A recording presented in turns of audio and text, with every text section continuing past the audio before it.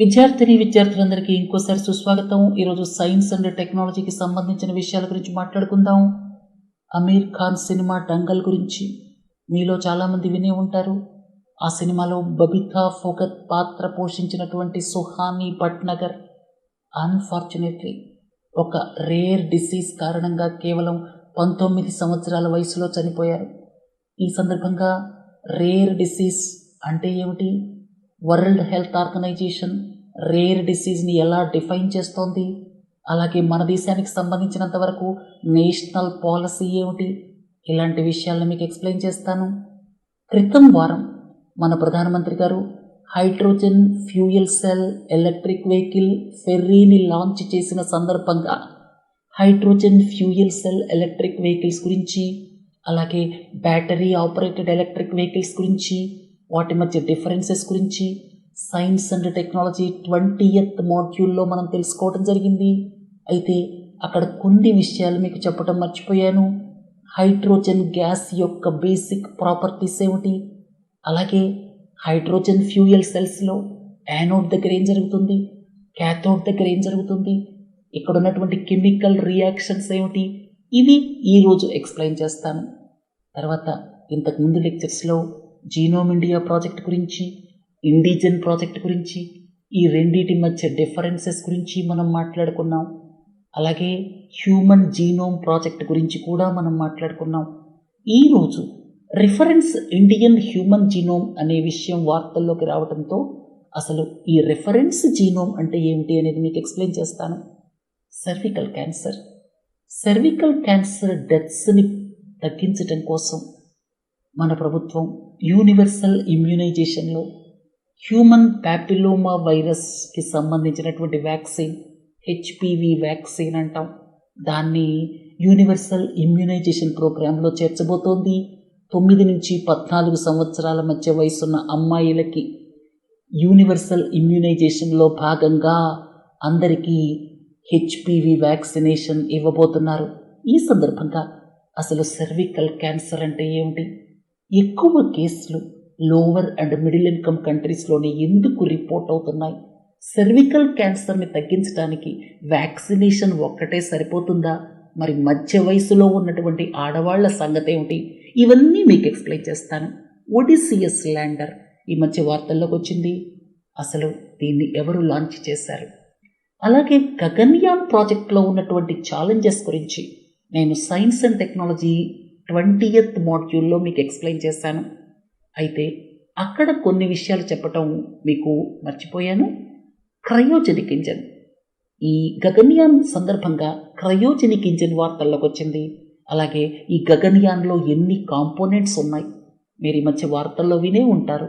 Orbital module, service module, crew module, ఇట్లా వీటన్నిటి గురించి ఒక 2-3 నిమిషాల సేపు ఎక్స్ప్లెయిన్ చేస్తాను.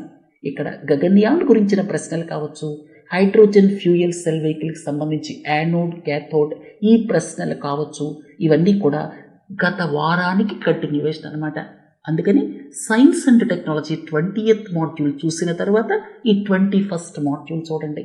సరే, ఒక అన్ఫార్చునేట్ న్యూస్ ఐటెంతో ఈరోజు లెక్చర్ స్టార్ట్ అవుతుంది. సుహానీ భట్నగర్ బబితా ఫోగత్ పాత్రని పోషించినటువంటి అమ్మాయి కేవలం 19 సంవత్సరాల వయసులో రేర్ డిసీజ్ డెర్మటోమయోసైటిస్ ఈ డిసీజ్తో చనిపోయారు. ఇది 1,00,000 మంది జనాభాలో కేవలం 2-3 వస్తుంది. ఈ అమ్మాయి దాదాపు 3-4 నెలల క్రితం కొంచెం ఆరోగ్యం ఇబ్బందిగా ఉంటే డాక్టర్ దగ్గరికి వెళ్ళారు. డాక్టర్లు రకరకాల డయాగ్నోస్టిక్స్ చేశారు, కానీ ఈ వ్యాధిని నిర్ధారించలేకపోయారు. రోజు రోజుకి ఆరోగ్యం క్షీణిస్తుంటే all India institute of medical సైన్సెస్కి వచ్చారు. అక్కడ ఈ వ్యాధి డెర్మటోమయోసైటిస్ అంటే మజిల్స్ గ్రాడ్యువల్గా వీక్ అయిపోతాయి, ఇంకా రకరకాల కారణాలతో మనుషులు చనిపోవడానికి అవకాశం ఉంది. ఈ డిసీజ్ నిర్ధారణ చేసేటప్పటికే డ్యామేజ్ జరిగిపోయింది. ఈ డిసీజ్ నిర్ధారణ అయిన తర్వాత 9 రోజులకే ఆ అమ్మాయి all India institute of medical సైన్సెస్లో చనిపోవడం జరిగింది. ఈ సందర్భంగా రేర్ డిసీజెస్ పాలసీ వార్తల్లోకి వచ్చింది. అసలు రేర్ డిసీజ్ అంటే ఏమిటి, 1000 మంది జనాభాలో 1 కానీ అంతకంటే తక్కువ మంది ఏ డిసీజ్ తోటైతే ఎఫెక్ట్ అవుతారో దాన్ని రేర్ డిసీజ్ అంటాం. ఇది వరల్డ్ హెల్త్ ఆర్గనైజేషన్ డెఫినేషన్ అన్నమాట. అంటే 1,00,000 మంది పాపులేషన్ ఉన్నారనుకోండి, 1,00,000 మందిలో 100 కానీ అంతకంటే తక్కువ కానీ 1,00,000 మందిలో 20 మందో 30 మందో 40 మందో ఎఫెక్ట్ అయ్యేటువంటి డిసీజ్ ఉందనుకోండి, దాన్ని రేర్ డిసీజ్ అంటాం. ఉదాహరణకి చాలామందికి వచ్చేటువంటి జబ్బులు తీసుకుంటే డయాబెటీస్ కావచ్చు, బ్లడ్ ప్రెషర్ కావచ్చు, ఇలాంటివి కామన్గా చాలామందికి వచ్చేటువంటి జబ్బులు. వాటి మీద ఫార్మాసిటికల్ కంపెనీస్ చాలా రీసెర్చ్ చేస్తాయి, కొత్త కొత్త మందుల్ని కనిపెడతాయి. కొత్త మాలిక్యూల్ కనుక్కోవాలంటే దాదాపు $1 బిలియన్ ఆఫ్ ఇన్వెస్ట్మెంట్ కావాలి. అంటే దాదాపు 8,000 కోట్ల రూపాయలు. అయినా కూడా వాళ్ళు ఖర్చు పెడతారు, ఎందుకంటే మార్కెట్ ఉంటుంది. ఉదాహరణకి COVID-19 వ్యాక్సిన్స్ చూడండి, వందలాది కోట్ల వ్యాక్సిన్స్ అవసరమయ్యాయి. వాళ్ళు రీసెర్చ్లో బిలియన్స్ ఆఫ్ డాలర్స్ పెట్టినా సరే వాళ్ళకి డబ్బులు వచ్చేస్తాయి, విపరీతంగా లాభాలు వచ్చేస్తాయి. కానీ ఈ రేర్ డిసీజెస్ మీద ఎవరు ఇన్వెస్టిగేషన్ కానీ రీసెర్చ్ కానీ చేస్తారు చెప్పండి? ఎక్కడో ఒకళ్ళకి వస్తుంది జబ్బు. మందులు ఒకవేళ తయారు చేశారనుకోండి, కష్టపడి మార్కెట్ ఉండదు. అందుకని ఫార్మాసిటికల్ కంపెనీస్ వీటి వైపు కూడా చూడవు. అందుకే దాదాపు 7,000 రేర్ డిసీజెస్ ఉన్నాయని వరల్డ్ హెల్త్ ఆర్గనైజేషన్ చెబుతున్నప్పటికీ కేవలం 5% డిసీజెస్ మాత్రమే ట్రీటబుల్. తర్వాత వీటికి మందులు అవైలబుల్గా ఉన్నాయా లేదా అంటే సరైనటువంటి స్టాటిస్టిక్స్ లేవు. సరే, మన దేశానికి సంబంధించినంత వరకు ఈ national policy on rare diseases ministry of health and family welfare formulate చేసి 2017లో ఈ పాలసీని రిలీజ్ చేసింది. మళ్ళీ 2018లో దాన్ని విత్డ్రా చేసింది, ఎందుకంటే ప్రాక్టికల్గా వర్కబుల్ కాదని చెప్పి. కొత్త పాలసీని 2021లో తీసుకురావడం జరిగింది. ఇక్కడ ఎవరైనా ఈ డిసీజ్తో సఫర్ అవుతుంటే వాళ్ళు సెంటర్ ఆఫ్ ఎక్సలెన్స్కి రిజిస్టర్ అవ్వాలి.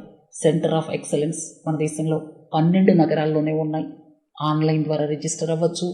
తర్వాత ఒక్కొక్క డిసీజ్కి మ్యాక్సిమం ట్రీట్మెంట్కి సంబంధించి 50 లక్షల దాకా శాంక్షన్ చేయొచ్చు. అయితే ప్రధానమైనటువంటి ఇబ్బంది ఏంటంటే సెంటర్స్ ఆఫ్ ఎక్సలెన్స్ ఎక్కడో మహానగరాల్లో ఉన్నాయి. రెండోది, చాలామందికి అవేర్నెస్ లేదు, డాక్టర్స్ కూడా అవేర్నెస్ లేదు. చాలా కాలం పాటు అసలు వాటి గురించి ఎందుకని ఈ అమ్మాయో అబ్బాయో ఇబ్బంది పడుతున్నారు అనేటువంటి విషయాన్ని చెప్పడం కూడా డాక్టర్ చేయలేని పరిస్థితి. ఎందుకంటే చాలామందికి వీటి గురించి అవగాహన లేదు. కాబట్టి రేర్ డిసీజెస్ పాలసీ ఉన్నప్పటికీ కూడా ఇది పని చేయటం లేదని చెప్పాలి. తర్వాత ఇలాంటి రేర్ డిసీజెస్ అంటే కాస్త ఎక్కువ మందిని ఎఫెక్ట్ చేసే రేర్ డిసీజెస్కి సంబంధించి అయినా సరే ప్రపంచవ్యాప్తంగా ప్రభుత్వాలు దీన్ని కల్పించుకొని వరల్డ్ హెల్త్ ఆర్గనైజేషన్ వాలంటరీ ఆర్గనైజేషన్స్ని పట్టుకొని, అలాగే డబ్బులున్నటువంటి దేశాలు వాళ్ళ ఓన్ లెబొరేటరీస్లో రీసెర్చ్ చేసి మందులు కనిపెట్టాల్సిన అవసరం ఉంది అని చెప్పి శాస్త్రవేత్తలు చెప్తున్నారు. సరే, తర్వాతి ప్రశ్న, hydrogen fuel cell electric vehicle ferry గురించి మనం క్రితం లెక్చర్లో కొన్ని ముఖ్యమైన విషయాలు మాట్లాడుకున్నాం. బ్యాటరీ ఆపరేటెడ్ ఎలక్ట్రిక్ వెహికల్కి అలాగే ఫ్యూయల్ సెల్ ఎలక్ట్రిక్ వెహికల్కి తేడా ఏమిటి అని చెప్పి మాట్లాడుకున్నాం. అలాగే ఇప్పుడు ఈ లెక్చర్లో నేను హైడ్రోజన్ గ్యాస్కి సంబంధించినటువంటి కొన్ని క్యారెక్టరిస్టిక్స్ లేకపోతే ప్రాపర్టీస్ చెప్తాను. వీటితో పాటుగా ఇంకొక ముఖ్యమైనది ఏంటంటే అసలు యానోడ్ దగ్గర క్యాథోడ్ దగ్గర ఈ హైడ్రోజన్ ఫ్యూయల్ సెల్ ఏం జరుగుతుంది. హైడ్రోజన్ ఫ్యూయల్ సెల్ విషయానికి వస్తే యానోడ్ క్యాథోడ్ రెండు ఉంటాయి. సో వీటి దగ్గర కెమికల్ రియాక్షన్స్ ఏం జరుగుతున్నాయి వాటిని కూడా ఎక్స్ప్లెయిన్ చేస్తాను. ఇక హైడ్రోజన్ గ్యాస్ విషయానికి వస్తే హైడ్రోజన్ గ్యాస్ అన్ని చోట్ల ఉంది, కానీ బాండ్స్లో ఉంది. మీరు మనుషుల్ని కానీ యానిమల్స్ని కానీ లివింగ్ ప్లాంట్స్ని కానీ అలాగే చనిపోయిన యానిమల్స్ కానీ మిలియన్స్ ఆఫ్ ఇయర్స్ క్రితం చనిపోయినటువంటి ప్లాంట్స్ కానీ అలాగే ఎప్పుడో చనిపోయినటువంటి యానిమల్స్ కానీ వీటన్నిటిని తీసుకుంటే ఈ హైడ్రోజన్ కార్బన్తో బాండ్ అయ్యింది. కార్బన్తో ఈ హైడ్రోజన్ బాండ్ అయ్యింది. అలాగే నీళ్లు ఎక్కడ పడితే అక్కడ నీళ్లు ఉన్నాయి. నీళ్ళు అంటే ఏమిటి? H2O కదా. అంటే ఇక్కడ కూడా ఆక్సిజన్తో హైడ్రోజన్ బాండ్ అయ్యింది మనకి ఫ్యూయల్గా యూజ్ చేయడానికి. ఎందుకంటే హైడ్రోజన్ ఫ్యూయల్తో చాలా అడ్వాంటేజెస్ ఉన్నాయి. ఈ ఫ్యూయల్ ఎఫిషియన్సీ చాలా ఎక్కువ. ఇక డీజిల్తో పోలిస్తే 3 times ఎనర్జీ డెన్సిటీ అనమాట. హైడ్రోజన్ ఫ్యూయల్లో ఉండేటువంటి ఎనర్జీ డెన్సిటీ డీజిల్తో పోలిస్తే 3 times ఉంటుంది. అలాగే మీరు ఒక ఇంటర్నల్ కంబస్టన్ ఇంజిన్లో డీజిల్ను పెట్రోల్ను బర్న్ చేసి ఒక వెహికల్ని నడిపారనుకోండి, అక్కడ ఉన్నటువంటి ఎఫిషియన్సీతో పోలిస్తే మీరు హైడ్రోజన్ ఫ్యూయల్ని వాడితే ఎఫిషియన్సీ చాలా ఎక్కువ. అయితే సమస్యల్లా హైడ్రోజన్ని తయారు చేయటమే. ఇంతకుముందు లెక్చర్స్లో చెప్పాను నేను, హైడ్రోజన్ని తయారు చేయటం ప్రస్తుతం న్యాచురల్ గ్యాస్ నుంచి చేస్తున్నారు. న్యాచురల్ గ్యాస్ తీసుకొని దాని నుంచి హైడ్రోజన్ తయారు చేస్తున్నారు. అయితే న్యాచురల్ గ్యాస్ నుంచి హైడ్రోజన్ తయారు చేసేటువంటి ప్రాసెస్ ఏదైతే ఉందో దాంట్లో కార్బన్ డైఆక్సైడ్ బయటకు వచ్చేస్తుంది. అంటే కార్బన్ ఫుట్ ప్రింట్ ఉందన్నమాట. కార్బన్ ఫుట్ ప్రింట్ లేకుండా ఉండాలంటే మీరు ఎలక్ట్రోలైజర్ని తీసుకొని అక్కడ ఈ వాటర్ని తీసుకొని ఈ బాండ్ని బ్రేక్ చేయాలి. H2O ఉంది కదా, ఆక్సిజన్ని బయటకు తీసేసేయండి, H2 సపరేట్ అయిపోతుంది. కానీ ఈ బాండ్ని బ్రేక్ చేయడం అంత తేలిక కాదు. ఈ బాండ్ని బ్రేక్ చేయడానికి ఎలక్ట్రోలైజర్స్ ఉన్నాయి. ఎలక్ట్రోలైజర్స్కి చాలా ఎనర్జీ కావాలి, ఎలక్ట్రిసిటీ కావాలి. ఆ ఎలక్ట్రిసిటీ మీరు ఏ coal based thermal power plant ద్వారా ఉత్పత్తి చేసి ఇచ్చారనుకోండి, ఏం ప్రయోజనం చెప్పండి? మీరు సోలార్ పవర్ ఉపయోగించి కానీ విండ్ పవర్ ఉపయోగించి కానీ ఎలక్ట్రిసిటీని ఉత్పత్తి చేసి ఆ ఎలక్ట్రిసిటీని వాడి ఈ H2Oని బ్రేక్ చేస్తే మీకు H2 వస్తుంది కదా, దాన్ని మనం గ్రీన్ హైడ్రోజన్ అంటాం. అయితే ప్రస్తుతానికి ఈ ప్రాసెస్లో గ్రీన్ హైడ్రోజన్ తయారు చేయడానికి కిలోగ్రామ్కి $5 ఖర్చు అవుతుంది. ఇంకోటి ఏంటంటే ఎలక్ట్రోలైజర్స్ కూడా సరిపడినన్ని లేవు. ఎలక్ట్రోలైజర్లోనే కదా H2Oని స్ప్లిట్ చేసేది, దానికి బోల్డ్ ఎనర్జీ కావాలి. ఆ ఎనర్జీ మీరు ఈ coal based thermal power plant ద్వారా తీసుకొచ్చి ఎలక్ట్రిసిటీ వాడారనుకోండి, H2ని తయారు చేయడానికి, హైడ్రోజన్ తయారు చేయడానికి ప్రయోజనం ఏముంది చెప్పండి? అక్కడ రిలీజ్ అవుతాయి కదా కార్బన్ డైఆక్సైడ్. అందుకే హైడ్రోజన్ని తయారు చేయడానికి రాబోయే కాలంలో గ్రీన్ హైడ్రోజన్ ప్రాసెస్ ద్వారా తయారు చేయాలని చెప్పి ఎలక్ట్రోలైజర్స్ అవసరమైనంతగా రాబోయే కాలంలో అవైలబుల్గా ఉంటాయి అని ప్రభుత్వాలు ఎక్స్పెక్ట్ చేస్తున్నాయి. ఎలక్ట్రోలైజర్ను ఉపయోగించి సోలార్ పవర్ కానీ విండ్ పవర్ కానీ ఉపయోగించి ఈ బాండ్ని బ్రేక్ చేసి హైడ్రోజన్ని ఉత్పత్తి చేస్తే దాన్ని గ్రీన్ హైడ్రోజన్ అంటాం. ఈ ప్రాసెస్ ద్వారా హైడ్రోజన్ని ఉత్పత్తి చేస్తే అసలు కార్బన్ ఫుట్ ప్రింటే లేదు, కార్బన్ డైఆక్సైడే రిలీజ్ అవ్వదు. ఎలా అవుద్ది చెప్పండి? సోలార్ ప్యానెల్స్ పెడతాం మనం, లేకపోతే విండ్ మిల్స్ పెడతాం. విండ్ మిల్స్ సోలార్ ప్యానెల్స్ నుంచి మనం ఎలక్ట్రిసిటీని జనరేట్ చేస్తాం, దాన్ని ఉపయోగించి H2Oని బ్రేక్ చేస్తాం. అర్థమైంది కదా? సో కార్బన్ ఫుట్ ప్రింట్ అనేది ఎలిమినేట్ అవుతుంది. అయితే విండ్ టర్బైన్స్ తయారు చేయడానికి, సోలార్ ప్యానెల్స్ తయారు చేయడానికి అక్కడ ఉండొచ్చు కార్బన్ ఫుట్ ప్రింట్. దాని విషయాన్ని పక్కన పెడదాం కాసేపు. సో మనం ఈ సోలార్ పవర్ విండ్ పవర్ ఉపయోగించి ఎలక్ట్రిసిటీని ఉత్పత్తి చేసి H2Oని బ్రేక్ చేస్తే గ్రీన్ హైడ్రోజన్ అంటాం. ప్రస్తుతం దీని కాస్ట్ $5 ఉంది కేజీకి. $1 per kg దాకా రావాలి. మనం న్యాచురల్ గ్యాస్ ఉపయోగించి హైడ్రోజన్ ఉత్పత్తి చేస్తే అక్కడ ఎంత కాస్ట్ పడుతుందో తెలుసా? $1 పడుతుంది కేజీ హైడ్రోజన్ ఉత్పత్తి చేయడానికి. అందుకే గ్రీన్ హైడ్రోజన్ అనేది ఇంతవరకు కూడా కమర్షియల్గా వైబుల్ కాదు అని చెప్పాలి. సరే, అసలు ఈ హైడ్రోజన్ గ్యాస్ విషయానికి వస్తే ఫస్ట్ ఎలిమెంట్ పీరియాడిక్ టేబుల్, కెమిస్ట్రీలో పీరియాడిక్ టేబుల్ గుర్తుపెట్టుకోండి. ఫస్ట్ ఎలిమెంట్ లైటెస్ట్, తర్వాత వెయిట్ ఏమో ఎయిర్ కంటే తక్కువ, తర్వాత non toxic, non metallic, odourless, tasteless, colourless. Colour ఏమి ఉండదు, టేస్ట్ ఏమి ఉండదు, వాసన ఏమి ఉండదు.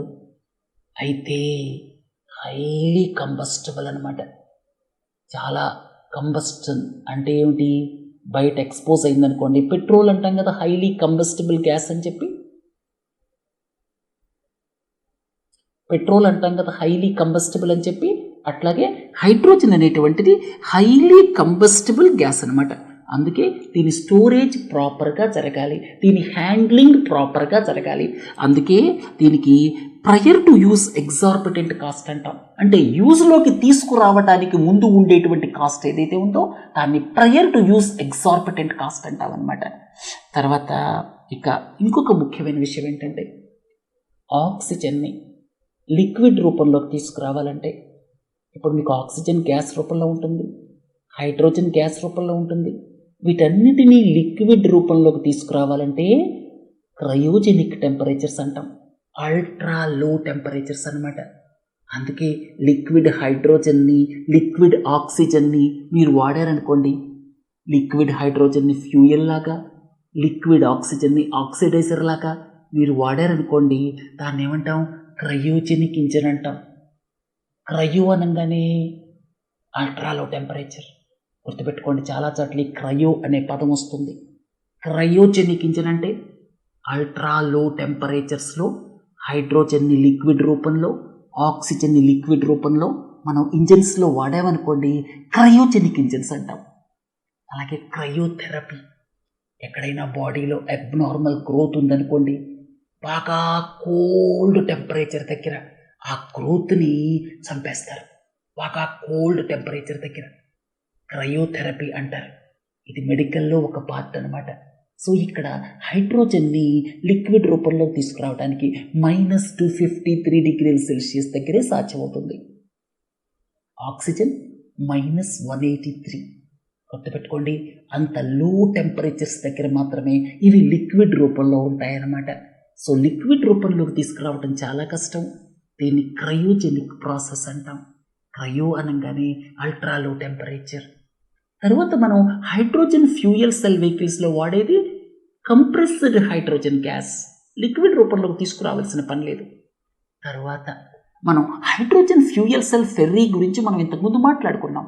అయితే అసలు హైడ్రోజన్ ఫ్యూయల్ సెల్స్లో ఏం జరుగుతుంది? ఇక్కడ చూడండి, హైడ్రోజన్ ఫ్యూయల్ సెల్ ఎలక్ట్రిక్ వెహికల్లో మీకు ఇంతకు ముందే చెప్పాను, ఈ యొక్క కెమికల్ ఎనర్జీ ఏదైతే ఉందో, హైడ్రోజన్ ఫ్యూయల్ అంటే కెమికల్ ఎనర్జీ కదా, కెమికల్ ఎనర్జీని ఎలక్ట్రికల్ ఎనర్జీగా మారుస్తాం. తర్వాత ఎలక్ట్రికల్ ఎనర్జీని మనం మెకానికల్ ఎనర్జీగా, అంటే ఆ వెహికల్ మూవ్ అవ్వడానికి ఉపయోగపడుతుంది అనమాట. అర్థమైంది కదా? సో ఇక్కడ మెయిన్ ప్రాసెస్ ఏంటంటే కెమికల్ ఎనర్జీని ఎలక్ట్రికల్ ఎనర్జీగా మారుస్తాం. ఈ ఎలక్ట్రికల్ ఎనర్జీ ఏదైతే ఉందో అది ఆ మోటార్ని, ట్రాక్షన్ మోటార్ని దాన్ని తిప్పుతుంది అనమాట. తిప్పటంతో వెహికల్ ముందుకెళ్ళిపోతుంది అనమాట. అర్థమైంది కదా? సో ఇది ప్రాసెస్. అయితే ఇక్కడ యానోడ్ క్యాథోడ్ దగ్గర ఏం జరుగుతుంది ఈ విషయం గురించి చెప్తాను. ఇక్కడ చూడండి, ఇది యానోడ్ అనమాట. యానోడ్ దగ్గరికి హైడ్రోజన్ గ్యాస్ని ఇస్తారు. యానోడ్కి హైడ్రోజన్ గ్యాస్ ఇచ్చినప్పుడు అది ఎలక్ట్రాన్స్, ఒక క్యాటలిస్ట్ ఉంటుంది. క్యాటలిస్ట్ అంటే ఏమిటి? కెమికల్ రియాక్షన్స్ని ఫాస్ట్గా చేయటం కోసం ఉపయోగపడేటువంటి వాటిని క్యాటలిస్ట్లు అంటారు. ఒక క్యాటలిస్ట్ ఉంటుంది. ఆ క్యాటలిస్ట్ ఏం చేస్తుందంటే ఈ హైడ్రోజన్ గ్యాస్ని మనం యానోడ్కి ఇచ్చినప్పుడు ఎలక్ట్రాన్స్ని స్ప్లిట్ చేస్తుంది, అలాగే ప్రోటాన్స్ని స్ప్లిట్ చేస్తుంది. ఎలక్ట్రాన్స్ని స్ప్లిట్ చేసి ఆ ఎలక్ట్రాన్స్ బయట ఎలక్ట్రిక్ సర్క్యూట్ ద్వారా ఫ్లో అవుతాయి. కరెంట్ అంటే ఏమిటి చెప్పండి?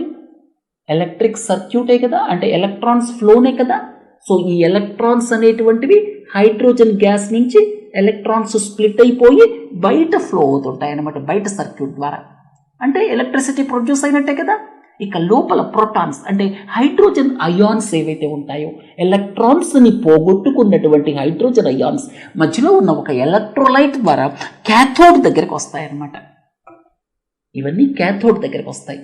ఇక్కడ క్యాథోడ్ ఏదైతే ఉందో దానికి ఆక్సిజన్ ఇస్తారు అట్మాస్ఫియర్ నుంచి. అట్మాస్ఫియర్లో 21% ఆక్సిజన్ కదా. సో ఈ ఆక్సిజన్ని ఈ క్యాథోడ్కి ఇస్తారు. అక్కడ మళ్ళీ ఈ హైడ్రోజన్ ఆక్సిజన్ మిక్స్ అయిపోయి వాటర్ ఫామ్ అయిపోతుంది అనమాట. సో ఈ హైడ్రోజన్ ఫ్యూయల్ సెల్ వెహికల్స్లో మనం పెట్రోల్ కొట్టించుకున్నట్టే హైడ్రోజన్ గ్యాస్ని కొట్టించుకుంటూ ఉంటాం అయిపోయినప్పుడల్లా. అది కంప్రెస్డ్ హైడ్రోజన్ గ్యాస్ అనమాట. ఈ హైడ్రోజన్ గ్యాస్ని కొట్టించుకున్నప్పుడు ఈ ఫ్యూయల్ సెల్లో ఏం జరుగుతుందంటే ఇక్కడ యానోడ్ క్యాథోడ్ రెండు ఉంటాయి. యానోడ్కి ఏమో హైడ్రోజన్ గ్యాస్ ఇస్తాం, ఒక క్యాటలిస్ట్ ఈ కెమికల్ రియాక్షన్ని ఫాస్ట్గా చేయటం కోసం ఒక క్యాటలిస్ట్ని వాడతారు. ఆ క్యాటలిస్ట్ ఏం చేస్తుందంటే ఈ హైడ్రోజన్ గ్యాస్లో ఎలక్ట్రాన్స్ని సపరేట్ చేయటం, అలాగే ప్రోటాన్స్ని సపరేట్ చేయటం. ఎలక్ట్రాన్స్ ఏమో బయట సర్క్యూట్ నుంచి ఫ్లో అవుతాయి, అంటే ఎలక్ట్రిసిటీ ఫ్లో అయిపోతుంది బయట నుంచి. ఆ ఎలక్ట్రిసిటీని మనం ఈ ట్రాక్షన్ మోటార్ తిప్పడానికి, వెహికల్ నడపడానికి ఉపయోగిస్తామన్నమాట. తర్వాత మధ్యలో ఎలక్ట్రోలైట్ ఉంటుంది. ఎలక్ట్రోలైట్ ద్వారా ఈ హైడ్రోజన్ అయాన్స్ ఏవైతే ఉన్నాయో, ఎలక్ట్రాన్స్ని పోగొట్టుకున్నటువంటి హైడ్రోజన్ అయాన్స్ అవి మూవ్ అయిపోతాయి, ఇక్కడ క్యాథోడ్కి వస్తాయి. అట్మాస్ఫియర్ నుంచి ఆక్సిజన్ తీసుకుంటుంది క్యాథోడ్. తీసుకున్న తర్వాత హైడ్రోజన్ ఆక్సిజన్ మిక్స్ అయిపోయి వాటర్ ఫామ్ అయిపోతుంది. అర్థమైంది కదా? సో ఇక్కడ 5 ముఖ్యమైన పాయింట్లు చెప్తాను. గ్రీన్ హైడ్రోజన్ మీరు వాడారంటే, కార్బన్ ఫుట్ ప్రింట్ లేదని చెప్పాలి. అయితే ఒక విషయం, ఈ విండ్ టర్బైన్స్ అలాగే మీరు ఈ సోలార్ ప్యానెల్స్ తయారు చేయడానికి కార్బన్ డైఆక్సైడ్ ప్రొడ్యూస్ అయ్యి ఉండొచ్చు. నేను వాటిల్లోకి వెళ్ళటం లేదు, నార్మల్గా ఎలక్ట్రిసిటీ ప్రొడక్షన్ గురించి మాట్లాడుతున్నాను. మీరు మామూలుగా coal based thermal power plant నుంచి ఎలక్ట్రిసిటీ ప్రొడ్యూస్ చేశారనుకోండి, బోల్డ్ అంత కార్బన్ డైఆక్సైడ్ రిలీజ్ అవుతుంది. సో మీరు విండ్ కానీ సోలార్ కానీ అలా వచ్చినటువంటి విద్యుత్ శక్తిని ఉపయోగించి హైడ్రోజన్ తయారు చేశారనుకోండి, గ్రీన్ హైడ్రోజన్ అంటాం, అక్కడ కార్బన్ ఫుట్ ప్రింట్ లేదు. తర్వాత ప్యూర్ హైడ్రోజన్ ఇక్కడ వాడామనుకోండి, వేరే ఇతరితర గ్యాసెస్ కానీ కెమికల్స్ కానీ రిలీజ్ అవ్వవు. అర్థమైంది కదా? మీరు కోల్ని బర్న్ చేశారనుకోండి, ఒక కార్బన్ డైఆక్సైడే కాదు, పక్కన NOx emissions, sulphur dioxide emissions, mercury emissions 100 రకాలు రిలీజ్ అవుతాయి. ఇక్కడ అలాంటి బాధ లేదు ప్యూర్ హైడ్రోజన్ వాడితే. సో ఇక్కడ అడ్వాంటేజెస్ ఏంటంటే, ప్యూర్ హైడ్రోజన్ వాడితే ఏ రకమైన కెమికల్ గ్యాసెస్ రిలీజ్ అవ్వవు. రెండోది, గ్రీన్ హైడ్రోజన్ ఇక్కడ ఇచ్చారనుకోండి, గ్రీన్ హైడ్రోజన్ మీరు వాడారనుకోండి, కార్బన్ ఫుట్ ప్రింట్ లేదు. మూడోది, ఈ ప్రాసెస్లో 3 రిలీజ్ అవుతాయి. ఒకటి ఏంటంటే ఎలక్ట్రికల్ ఎనర్జీ, రెండోది ఏంటంటే హీట్, మూడోదేమో వాటర్. అర్థమైంది కదా? ఎలక్ట్రికల్ ఎనర్జీ, హీట్ అలాగే వాటర్. ఇది హైడ్రోజన్ ఫ్యూయల్ సెల్ యొక్క ప్రత్యేకత అన్నమాట. సరే, ప్రస్తుతానికి ఇబ్బంది ఏంటంటే గ్రీన్ హైడ్రోజన్ తయారు చేయడమే ఇబ్బంది. దానికి ఎలక్ట్రోలైజర్స్ కావాలి, అలాగే రెన్యూవబుల్ ఎనర్జీ కావాలి, కాస్ట్ని తగ్గించాలి. ప్రస్తుతం $5 కేజీకి అంటున్నాం కదా, అది $1కి రావాలి. సో ఇదంతా ఇంకొక 10 ఏళ్లలో జరిగే ప్రాసెస్ అన్నమాట.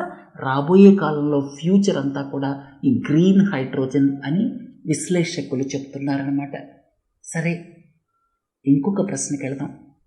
Reference Indian human genome. మీకు ఇంతకుముందు చెప్పినటువంటి విషయాలు ఒక్కసారి గుర్తుకు తెచ్చుకుందాం. హ్యూమన్ జీనోమ్ ప్రాజెక్ట్ ద్వారా దాదాపు $3 బిలియన్ ఖర్చు పెట్టి యునైటెడ్ స్టేట్స్ ఆఫ్ అమెరికా సారథ్యంలో 2003కి మన హ్యూమన్ జీనోమ్ని సీక్వెన్స్ చేయడం జరిగింది. అందులో దాదాపు 3 బిలియన్ బేస్ పెయిర్స్ ఉన్నాయని చెప్పడం జరిగింది. ఆ తర్వాత ఎవరి హ్యూమన్ జీనోమ్నైనా సీక్వెన్సింగ్ చేయాలి అంటే దాదాపు ₹1,00,000 లోపలే అయిపోతుంది. అయితే ఈ హ్యూమన్ జీనోమ్ ప్రాజెక్ట్ ద్వారా ఏదైతే హ్యూమన్ జీనోమ్ సీక్వెన్సింగ్ జరిగిందో ఎక్కువ యూరోపియన్ పాపులేషన్స్ని వాడారనమాట. అయితే యూరోపియన్ పాపులేషన్స్కి వచ్చేటువంటి జబ్బులు, మన ప్రజలకు వచ్చేటువంటి జబ్బులు కొన్ని డిఫరెన్సెస్ ఉండొచ్చు. అలాగే జీనోమ్ సీక్వెన్సింగ్ చేస్తే అసలు ఇండియన్ పాపులేషన్ కొత్త డిసీజెస్కి ససెప్టబులా కాదా, వాళ్ళకి మనకి తేడాలు ఉన్నాయా లేవా అనేటువంటిది తెలుసుకోవటం కోసం ఈ జీనోమ్ ఇండియా ప్రాజెక్ట్ని స్టార్ట్ చేశారు. ఈ జీనోమ్ ఇండియా ప్రాజెక్ట్ ఏదైతే ఉందో అది IISc సారథ్యంలో డిపార్ట్మెంట్ ఆఫ్ బయోటెక్నాలజీ దీనికి సపోర్ట్ చేస్తోంది. IISc సారథ్యంలో ఈ ప్రాజెక్ట్ నడుస్తోంది. ఫండింగ్ అంతా కూడా డిపార్ట్మెంట్ ఆఫ్ బయోటెక్నాలజీ అని చెప్పొచ్చు. తర్వాత కోఆర్డినేషన్ కూడా డిపార్ట్మెంట్ ఆఫ్ బయోటెక్నాలజీ. ప్రస్తుతం డైవర్స్ పాపులేషన్స్ నుంచి 10,000 జీనోమ్ సీక్వెన్స్లు కంప్లీట్ అయ్యాయి అని వార్త వచ్చింది. త్వరలో రిఫరెన్స్ జీనోమ్ సీక్వెన్సింగ్ అంటే భారతదేశానికి సంబంధించి రిఫరెన్స్ ఇండియన్ హ్యూమన్ జీనోమ్, దీన్ని వీళ్ళు త్వరలో పబ్లిష్ చేయబోతున్నారు. 10,000 జీనోమ్ సీక్వెన్సెస్ కంప్లీట్ అయ్యాయి. ఇక త్వరలో రిఫరెన్స్ ఇండియన్ హ్యూమన్ జీనోమ్ని పబ్లిష్ చేయబోతున్నారు. మంచి వార్త. తర్వాత సర్వికల్ క్యాన్సర్. మీరు సర్వికల్ క్యాన్సర్ విషయానికి వస్తే ప్రపంచవ్యాప్తంగా ప్రతి సంవత్సరం 3 లక్షల మంది మహిళలు చనిపోతున్నారు. ఇందులో 90% కేసులు లో అండ్ మిడిల్ ఇన్కమ్ కంట్రీస్లోనే జరుగుతున్నాయి. Cervical cancer all together 90% of కేసెస్లో ప్రివెంటబుల్ అన్నమాట. దీనికి 2-pronged స్ట్రాటజీ కావాలి. అసలు ఈ సర్వికల్ క్యాన్సర్ అంటే ఏమిటి, ఎందుకు వస్తుంది, సర్విక్స్ ఎక్కడ ఉంటుంది, ఇక్కడ ఇదేమో యుటెరస్, ఊంబ్ అని కూడా అంటాం మనం, ఇదేమో వజీనా. సో ఈ యుటెరస్ అలాగే వజీనా ఈ రెండిటి మధ్యలో ఒక విధంగా చెప్పాలంటే లోవర్ పార్ట్ ఆఫ్ యూటెరస్ అనొచ్చు, లేకపోతే నెక్ ఆఫ్ ద యూటెరస్ అనొచ్చు. యూటెరస్కి చివరి భాగంలో ఇక సెర్విక్స్ దాటితే వజీనా స్టార్ట్ అవుతుంది. ఈ సెర్వికల్ క్యాన్సర్ అనేటువంటిది ఈ లోవర్ మిడిల్ ఇన్కమ్ కంట్రీస్లో ఎక్కువ ఎందుకు వస్తుంది అనేటువంటిది నేను మీకు ఎక్స్ప్లెయిన్ చేస్తాను. అసలు 99% of the cases cervical cancer ఎందుకు వస్తుంది? హ్యూమన్ ప్యాపిలోమా వైరస్ మూలంగా వస్తుంది. Human papilloma virus HPV virus అంటాం. ఆ వైరస్ ఎలా స్ప్రెడ్ అవుతుంది? స్కిన్ టు స్కిన్ కాంటాక్ట్ ద్వారా స్ప్రెడ్ అవుతుంది, అంటే సెక్సువల్ కాంటాక్ట్ ద్వారా స్ప్రెడ్ అవుతుంది. సో ఇది నార్మల్గా వచ్చేటువంటి వైరస్సే, అంటే హ్యూమన్ పాపిలోమా వైరస్ అనేది పెద్ద డేంజర్ కాదు, వస్తుంటుంది పోతూ ఉంటుంది, పెద్ద ఇబ్బంది కూడా లేదు. ఒక్కొక్కసారి ఏమవుతుందంటే క్రానిక్గా ఇక్కడ అబ్నార్మల్ గ్రోత్ వస్తుంది సర్విక్స్ దగ్గర. అంటే ఆ హ్యూమన్ ప్యాపిలోమా వైరస్ ఎక్కువ ఎక్యుములేట్ అయిపోయి ఎక్కువ డ్యామేజ్ చేసే స్థితికి వెళ్ళింది అనుకోండి. నార్మల్గా అయితే ఇబ్బంది లేదు. ఈ ప్యాపిలోమా వైరస్ అది వస్తుంది పోతుంది, అంత పెద్ద ఇబ్బంది లేదు, సెర్విక్స్ మీద ఎలాంటి ఇబ్బంది అది క్రియేట్ చేయదు. కానీ కొన్ని సిచ్యువేషన్స్లో ఒక క్రానిక్గా ఆ వైరస్ అక్యుములేట్ అయిపోతే అప్పుడు సెర్విక్స్ మీద అబ్నార్మల్ గ్రోత్ వస్తుంది. అబ్నార్మల్ గ్రోత్ ఇనిషియల్గా ఇబ్బంది లేదు, అయితే ఆ అబ్నార్మల్ గ్రోత్ని మనం చంపకపోతే క్యాన్సరస్ గ్రోత్గా మారే అవకాశం ఉంది. అయితే ఈ సర్వికల్ క్యాన్సర్ని ప్రివెంట్ చేయడానికి 2 రకాల మార్గాల్ని ప్రపంచంలో అనుసరిస్తున్నారు. ఈ 2 ప్రాంగ్డ్ స్ట్రాటజీ అంటాం. ఈ రెండింటిని మనం అనుసరిస్తే మన దేశంలో ఉన్నటువంటి మరణాలని గణనీయంగా తగ్గించవచ్చు. ఎందుకంటున్నానంటే బ్రెస్ట్ క్యాన్సర్ తర్వాత ఉమెన్లో వచ్చేటువంటి సెకండ్ క్యాన్సర్ సర్వికల్ క్యాన్సర్ అనమాట. ఇది 90% ఆఫ్ ద కేసెస్లో ప్రివెంటబుల్. బట్ మన దేశంలో ఇప్పటిదాకా హెచ్పివి వ్యాక్సినేషన్ లేకపోవటం, అలాగే ఇంకోటి ఏంటంటే ఇక్కడ రెగ్యులర్గా హ్యూమన్ ఫిజికల్ ఎగ్జామినేషన్ చేయాలి. అంటే 35 సంవత్సరాలకి 45 సంవత్సరాలకి అక్కడ అవేర్నెస్ లేకపోవటం వల్ల, సరైన మెడికల్ ఫెసిలిటీస్ లేకపోవటం వల్ల, తర్వాత మేల్ ఫిజిషియన్ దగ్గరికి వెళ్ళడానికి లేడీస్ ఇష్టపడకపోవటం వల్ల, వాట్ ఎవర్ ద రీజన్ ఈ టెస్టింగ్ కూడా జరగటం లేదు. ఈ 2 అప్రోచ్ల్ని ఫాలో అయితే రాగల 30-40 ఏళ్లలో సర్వికల్ క్యాన్సర్ కేసెస్ని తగ్గించవచ్చు. ప్రపంచంలో 3 లక్షల మంది చనిపోతే 80,000 మంది మన దేశంలోనే చనిపోతున్నారు.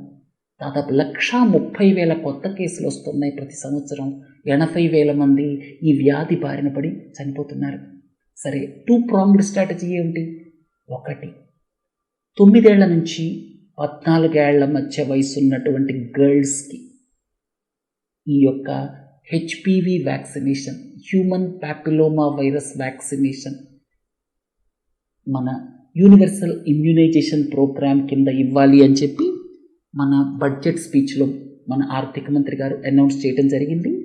సో అందుకని రాబోయే కాలంలో 9 నుంచి 14 సంవత్సరాల మధ్య వయసు ఉన్నటువంటి వాళ్ళకి ఈ హెచ్పివి వ్యాక్సినేషన్ చేయబోతున్నారు. ఆ తర్వాత ఇక రెగ్యులర్గా 9 ఏళ్ల వయసు అప్పుడే చేస్తారు.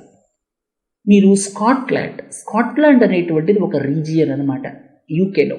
వాళ్ళు 1988 నుంచి 96 మధ్యలో పుట్టినటువంటి వాళ్ళందరికీ 9 ఏళ్ల వయసులో వ్యాక్సినేషన్ చేశారు. ఇప్పుడు ఒక్క కేసు కూడా లేదు. అర్థమైంది కదా? తర్వాత మన దేశంలో సిక్కిం కూడా మాస్ స్కేల్లో వ్యాక్సినేషన్ చేసింది, దాదాపు 97%. ఈ విషయంలో సిక్కిం పయనీర్ అన్నమాట. భూటాన్ కూడా వ్యాక్సినేషన్లో చాలా ముందుంది. శ్రీలంక కావచ్చు, మాల్దీవ్స్ కావచ్చు, ఈ దేశాలన్నీ ఇంక్లూడింగ్ మయన్మార్ హెచ్పివి వ్యాక్సినేషన్ చేస్తున్నాయి. మన దేశంలో ఇండిజినస్గా సీరం ఇన్స్టిట్యూట్ ఆఫ్ ఇండియా ఒక వ్యాక్సిన్ సర్వావ్యాక్ తయారు చేసింది. అలాగే ఫారిన్ కంపెనీలు గర్డాసిల్ అనే వ్యాక్సిన్ని తయారు చేశాయి. ఒకటి 2,000, ఒకటి 4,000. కానీ ఇప్పటిదాకా అవేర్నెస్ లేకపోవటం కావచ్చు, అలాగే కాస్ట్ ఆస్పెక్ట్ కావచ్చు, పెద్దగా వ్యాక్సినేషన్ జరగటం లేదు. నార్మల్గా 9-10 ఏళ్ల వయసులో గర్ల్స్కి జరగాలి. భూటాన్ అయితే మగపిల్లలకు కూడా వ్యాక్సినేషన్ చేస్తోంది. 100% టోటల్గా నిర్మూలించాలి అని చెప్పి ఇంతకుముందే చెప్పాను కదా. స్కిన్ టు స్కిన్ కాంటాక్ట్ అంటే సెక్సువల్ కాంటాక్ట్తో ఈ హ్యూమన్ ప్యాపిలోమా వైరస్ వెళుతుంది, ఎక్కువసార్లు ఇబ్బంది చెయ్యదు. ఒకవేళ క్రానిక్గా ఉందనుకోండి ఆ వైరస్, అప్పుడు మాత్రమే సర్వికల్ గ్రోత్ ఉంటుందన్నమాట. ఇక ఈ వ్యాక్సినేషన్ మన దేశం యూనివర్సల్ ఇమ్యునైజేషన్ ప్రోగ్రామ్ కింద చేయటం చాలా సంతోషకరమైన విషయం.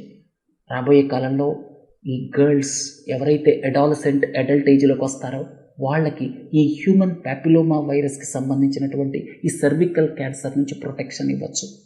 ఇక రెండోది ముఖ్యమైనది ఏంటంటే టెస్ట్. ఇక్కడ WHO 90-70-90 90-70-90 అనేటువంటి ప్రోగ్రామ్ని తీసుకొచ్చింది. అంటే ఏంటంటే 90% ఆఫ్ ద గర్ల్స్ 15 ఏళ్లలోపు వ్యాక్సినేషన్ చేయాలి. 70 అంటే ఏంటంటే 70% ఆఫ్ ద ఉమెన్ 35 సంవత్సరాలప్పుడు ఒకసారి, 45 సంవత్సరాలప్పుడు ఒకసారి ఎగ్జామినేషన్ జరగాలి. సింపుల్ ఎగ్జామినేషన్ అన్నమాట. ఏవో 2 ప్రోడక్ట్స్ యూజ్ చేస్తారు, వెనిగర్ లాంటిది, అయోడిన్ లాంటిది. డాక్టర్ ఫిజికల్గా చూసి అబ్నార్మల్ గ్రోత్ ఉందా లేదా అని చూడొచ్చు. ఒకవేళ అబ్నార్మల్ గ్రోత్ ఉంటే మీకు ఇంతకుముందే చెప్పాను, క్రయోథెరపీ, బాగా కోల్డ్ టెంపరేచర్లో ఆ యొక్క గ్రోత్ని తీసేయచ్చు అనమాట. సో ఇది ఫిజికల్ ఎగ్జామినేషన్. మన దేశం విషయానికి వస్తే 2% కంటే తక్కువ మంది మహిళలు మాత్రమే ఈ ఎగ్జామినేషన్ జరుగుతుంది మెడికల్ సెటప్లో. మెడికల్ ఎగ్జామినేషన్ కనుక 35 సంవత్సరాల వయసు అప్పుడు ఒకసారి, 45 సంవత్సరాల వయసు అప్పుడు ఒకసారి చేస్తే ఈ సర్వికల్ క్యాన్సర్ కేసెస్ని గణనీయంగా తగ్గించవచ్చు అనమాట. ప్రభుత్వం వ్యాక్సినేషన్ స్టార్ట్ చేయటం ఎంత ఉపయోగకరమో, అలాగే ఇప్పుడు మిడిల్ ఏజ్లో ఉన్నటువంటి మహిళలు ఈ సర్వికల్ క్యాన్సర్ బారిన పడకుండా ఉండాలంటే ఈ ఫిజికల్ ఎగ్జామినేషన్ జరగాలి. ఇది ఒక మాస్ స్కేల్లో స్వచ్ఛ భారత్ మిషన్ లాగా జరగాలి. ఎందుకంటే మిడిల్ ఏజ్లో ఈ సర్వికల్ క్యాన్సర్ బారిన పడితే చాలామంది చనిపోతున్నారు. 130,000 కేసుల్లో 80,000 డెత్స్ అంటే మీరు అర్థం చేసుకోవచ్చు. మోర్ దాన్ 50% చనిపోతున్నారు. సో ఇది ఈజీలీ ప్రివెంటబుల్. ఇప్పుడిప్పుడే 10 ఏళ్ళు 15 ఏళ్ల లోపు ఉన్నటువంటి ఆడపిల్లలకి వ్యాక్సినేషన్ ఎంత ఇంపార్టెంటో, అంతకంటే ముఖ్యమైన ఇదేంటంటే టెస్ట్స్ జరగాలి, ఫిజికల్ ఎగ్జామినేషన్ జరగాలి. జరిగితే ఈ సర్వికల్ క్యాన్సర్ని 90% ప్రివెంట్ చేయొచ్చు. స్క్రీనింగ్, మాస్ స్క్రీనింగ్ జరగాలి. అర్థమైంది కదా, చాలా ముఖ్యమైన విషయాలు చెప్పాను. తర్వాత ఒడిసియస్ ల్యాండర్. ఇప్పటిదాకా ప్రభుత్వాలు మాత్రమే ల్యాండర్స్ని పంపిస్తూ ఉన్నాయి. మన చంద్రయాన్ 3 గుర్తుంది కదా, అలాగే ఇప్పుడు ఒక ప్రైవేట్ సంస్థ మొట్టమొదటిసారి ఒక ల్యాండర్ని చంద్రుడి మీదకు పంపించింది. సౌత్ పోల్ దగ్గర దిగింది. సౌత్ పోలే ఎందుకనేటువంటి దానికి సమాధానం నేను ఇంతకుముందు మీకు చాలాసార్లు చెప్పాను. సౌత్ పోల్కి చాలా ప్రత్యేకతలు ఉన్నాయి, ముందు ముందు చాలా రకాలుగా ఉపయోగపడుతుంది. సరే, తర్వాత ఇది నాసా, ఇందులో పేలోడ్స్ కూడా ఉన్నాయి అన్నమాట. పేలోడ్స్ అంటే ఏమిటంటే ఏవైతే ఎక్స్పెరిమెంట్స్ చేయడానికి ఉపయోగపడేటువంటి ఇన్స్ట్రుమెంట్స్ ఉంటాయో వాటిని పేలోడ్స్ అంటారనమాట. తర్వాతి ప్రశ్న క్రయోజెనిక్ ఇంజన్. మీకు ఇంతకు ముందే చెప్పాను, క్రయో అనేటువంటి పదానికి అర్థం, క్రయో అంటే అల్ట్రా లో టెంపరేచర్స్. ఇక్కడ రాకెట్కి సంబంధించినంత వరకు 3rd స్టేజ్ అంటే first stage, second stage, 3rd stage అని ఉంటాయి. 3rd స్టేజ్లో రాకెట్కి ఎక్కువ థ్రస్ట్ కావాలి అంటే అక్కడ ఈ లిక్విడ్ హైడ్రోజన్, లిక్విడ్ ఆక్సిజన్ని తీసుకెళ్తారు. అంటే ఈ లిక్విడ్ హైడ్రోజన్కి, లిక్విడ్ ఆక్సిజన్కి మీకు ఇంతకుముందే చెప్పాను, లిక్విడ్ హైడ్రోజన్ అంటే -253 degrees Celsius. అలాంటప్పుడే అది లిక్విడ్ హైడ్రోజన్గా మారుతుంది, లేకపోతే గ్యాస్ రూపంలోనే ఉంటుంది. Liquid oxygen -183 degrees Celsius. So ఈ అల్ట్రా లో టెంపరేచర్స్లో ఆక్సిడైజర్ అంటే ఆక్సిజన్, ఫ్యూయల్ అంటే హైడ్రోజన్, వాటిని లిక్విడ్ రూపంలో తీసుకెళ్తే అక్కడ ఎక్కువ థ్రస్ట్ వస్తుంది. దాన్ని స్పెసిఫిక్ ఇంపల్స్ అంటామన్నమాట. స్పెసిఫిక్ ఇంపల్స్ అనేది చాలా ఎక్కువ ఉంటుంది. అందుకని ఈ క్రయోజెనిక్ ఇంజిన్ యొక్క ప్రత్యేకత ఏంటంటే ఈ యొక్క రాకెట్స్కి 3rd స్టేజ్లో ఎక్కువ థ్రస్ట్ ఇవ్వడానికి, ఎక్కువ పుష్ ఇవ్వడానికి దాన్నే స్పెసిఫిక్ ఇంపల్స్ అంటాం. లిక్విడ్ ఫ్యూయల్స్ తీసుకెళితే ఎక్కువ థ్రస్ట్ వస్తుంది. మనం ఎక్కువ పేలోడ్స్ని, మీకు ఇంతకుముందే చెప్పాను, పేలోడ్ అంటే ఈ సైంటిఫిక్ ఇన్స్ట్రుమెంట్స్ అవి క్యారీ చేస్తాం కదా శాటిలైట్స్లో భాగంగా. సో వాటిని ఎంత వెయిట్ ఉంది పేలోడ్ అని మాట్లాడతారు కదా. సో ఈ పేలోడ్స్, ఎక్కువ వెయిట్ ఉన్నటువంటి పేలోడ్స్ని కక్షలోకి తీసుకెళ్లడం కోసం ఈ మార్క్ 3కి సంబంధించిన క్రయోజెనిక్ ఇంజిన్ ఏదైతే ఉందో అది ఉపయోగపడుతుంది అనమాట. సరే, ఇంకోటి ఏంటంటే ఈ క్రయోజెనిక్ టెక్నాలజీని ఇంతవరకు 5-6 దేశాలు మాత్రమే తయారు చేశాయి. మన దేశం క్రయోజెనిక్ ఇంజిన్కి సంబంధించినటువంటి టెక్నాలజీని అడిగినప్పుడు అమెరికా ఇవ్వలేదు. తర్వాత రష్యా వాళ్ళు ఏం చేశారంటే 1990లలో వాళ్ళు క్రయోజెనిక్ ఇంజిన్లు ఇచ్చారు తప్పితే టెక్నాలజీ ఇవ్వలేదు. మన దేశం చాలా కష్టపడి రివర్స్ ఇంజనీరింగ్ ద్వారా ఈ టెక్నాలజీని తయారు చేసిందనమాట. అర్థమైంది కదా. అతి కొద్ది దేశాల్లో మన దేశం ఒకటి. తర్వాత అడ్వాంటేజెస్ ఆఫ్ క్రయోజెనిక్ ఇంజిన్ ఏమిటనేది ఇక్కడ చెప్పడం జరిగింది. చూడండి, high amounts of energy per unit mass, అంటే ఇవి ఎక్కువ పేలోడ్స్ని తీసుకెళ్ళగలవు. ఇంతకు ముందే చెప్పాను, ఇక్కడ హైడ్రోజన్, ఆక్సిజన్ ఉంటాయి కాబట్టి గ్రీన్ హౌస్ గ్యాసెస్ ఏమీ రిలీజ్ అవ్వవు, పొల్యూటెంట్స్ ఏమీ రిలీజ్ అవ్వవు. ఇక్కడ హీట్ అలాగే వాటర్ రిలీజ్ అవుతుంది. అంతే, ఎక్కువ పేలోడ్స్ని తీసుకెళ్ళగలవు ఎందుకంటే ఎక్కువ థ్రస్ట్ ఉంటుంది కాబట్టి. అర్థమైంది కదా. క్రయోజెనిక్ ఇంజిన్స్ ఇవి తయారు చేసినటువంటి అతి కొద్ది దేశాల్లో మన దేశం ఒకటి. ఏ దేశం కూడా టెక్నాలజీ ఇవ్వలేదు. రివర్స్ ఇంజనీరింగ్ ప్రాసెస్ను ఉపయోగించి మన దేశం తయారు చేయడం జరిగిందనమాట. సరే, చివరి ప్రశ్న, గగన్యాన్ మిషన్లో ఉన్న కాంపోనెంట్స్ ఏమిటి? నేను సైన్స్ అండ్ టెక్నాలజీ 20th మాడ్యూల్లో మీకు వివరంగా చెప్పడం జరిగింది గగన్యాన్ మిషన్కు ఉన్నటువంటి ఛాలెంజెస్ ఏమిటి అని చెప్పి. ఇక ఇందులో ఉన్న కాంపోనెంట్స్ ఏమిటి? ఒకటేమో ఈ జిఎస్ఎల్వి మార్క్ 3, దీన్ని ఇప్పుడు లాంచ్ వెహికల్ మార్క్ 3 అంటున్నారు. ఇక్కడ 3 స్టేజెస్ ఉంటాయి. Third stage cryogenic engine. అంటే మన దేశం అతి కొద్ది దేశాల్లో ఒకటని చెప్పాను కదా. ఈ క్రయోజెనిక్ ఇంజన్ని డెవలప్ చేయటం వల్ల మనం ఎక్కువ పేలోడ్ని కక్షలోకి తీసుకెళ్ళగలుగుతున్నాం అనమాట. ఇక రెండోది ఏంటంటే ఇక్కడ ఆర్బిటల్ మాడ్యూల్, అంటే రాకెట్ నుంచి విడిపోయి ఈ మాడ్యూల్ ఇక్కడ ఎవరైతే ఈ వ్యోమగాములు ఉంటారో వాళ్ళని ఆ మాడ్యూల్లో ఉంచాలి కదా. ఆ మాడ్యూల్లో 2 కానీ 3 కానీ ఉంటారు. దాంతోపాటు వ్యోమిత్ర అనేటువంటి హ్యూమనాయిడ్ రోబో కూడా ఉంటుంది. అక్కడ ఉన్న కండిషన్స్ని మొత్తం రికార్డ్ చేయడానికి ఆ రోబో ఉపయోగపడుతుంది. సరే, అక్కడ ఈ ఆర్బిటల్ మాడ్యూల్లో 2 కాంపోనెంట్స్ ఉంటాయి. ఒకటి క్రూ మాడ్యూల్, రెండోదేమో సర్వీస్ మాడ్యూల్. క్రూ మాడ్యూల్ ఏం చేస్తుంది? అక్కడ ఉన్నటువంటి ఎన్విరాన్మెంట్ ఏదైతే ఉందో లోపల అదంతా కూడా మనుషులు నివసించడానికి అనువుగా ఉండాలి.